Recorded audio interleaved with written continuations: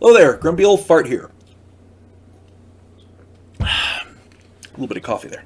Um, I try to do uh, informational videos that will help younger players and younger dungeon masters enjoy the game better. Dungeon masters to run a better game and players to enjoy the game better. One of the new ones I'm doing, the new video types, is AD&D hacks, because you have those life hacks on those videos on YouTube, and I figured there's some hacks in Dungeons and Dragons you can use to make your character a little better, have a little bit more fun. When you make up a character for AD&D Advanced Dungeons and Dragons First Edition, which is what I play, your weapon choices are dictated or limited by the character class that you choose. For example, magic users, wizards, are limited to dagger, dart, and staff. Thieves are limited to club, dagger, dart, sling, or sword, and they're limited in the kind of swords they can take. Clerics are limited to club, flail, hammer, mace, and staff. I play, and I've talked about this in other videos with the clerics, I play where a cleric can also use the weapon of the god that they worship. For example, a cleric of Thor can use a hammer. A cleric of Ares should be able to use a spear or a sword. A cleric of Grumsh would use a spear. You see what I'm saying? Druids are limited to club, dagger, dart, hammer, scimitar, sling, spear, staff, etc. Now, understand scimitars. There's a wide variety of weapons listed under that, including sabers, tulwars, that kind of thing. Fighter types get the widest array of choices for weapon proficiencies, but most of the fighter subclasses have specific weapons that they have to be proficient with by a certain level, or they have certain weapons that they prefer, and you have to go by that. These considerations skew your choices when you have a fighter type. For example, a barbarian has to have hand axe, knife, and spear, but he gets 6 slots.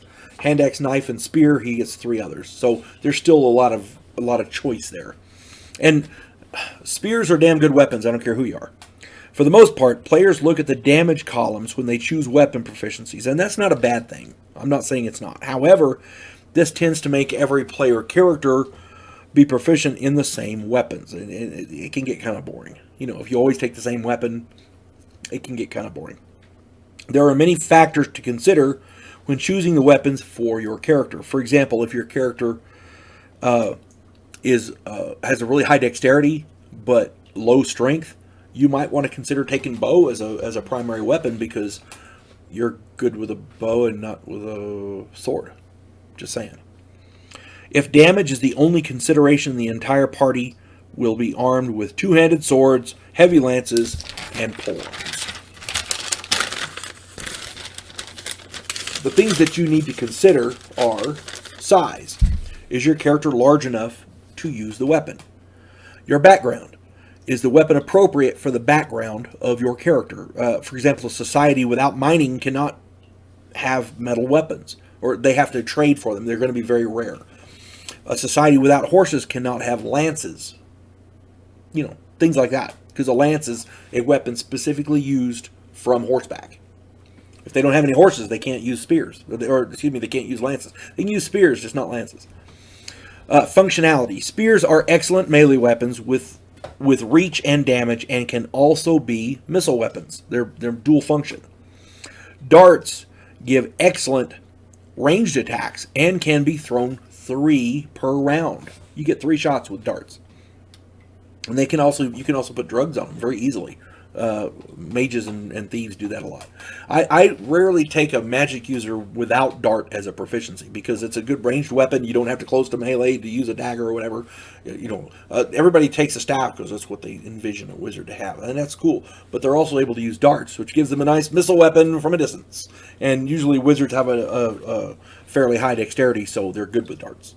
So bows fire twice as fast as crossbows, but crossbows can double as melee weapons. If you smack somebody with a bow, it's negligible at best. Painful at most, but that's about it. Crossbows, They're pretty heavy. They got a stock to them, like a rifle. You can beat somebody with that. It's got some heft to it, you know. Caltrops can be used to effectively discourage pursuit and to limit the directions of attack. If you know somebody's going to attack you, and there's one of two ways they can come, if you put a bunch of caltrops on one side, that's going to limit their ability. If you don't know what a caltrop is, it looks like a little star-shaped thing, like a jack you play with as a kid. But they come in bundles, and you throw them on the ground. And no matter how they land, there's always a sharp point sticking up. The idea is to keep people from approaching from that direction. Or if you're running away, you throw them behind you, and the bad guys step on them, and they can't chase you because their feet hurt.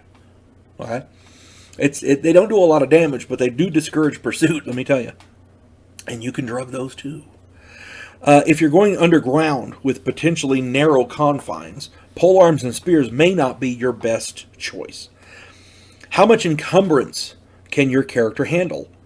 How heavy weapons may not be practical. If it's a seaborne adventure, this will preclude your character using this will prevent, your character from using heavier weapons or horses or certain types of equipment. Slings can also double, and if you decide to, slings can also double as garrots, choking cords kind of thing. Garrote, I think it's called. I've heard it pronounced garrote, garrot, whatever. Anyway, the point I'm making is you can use it to choke them.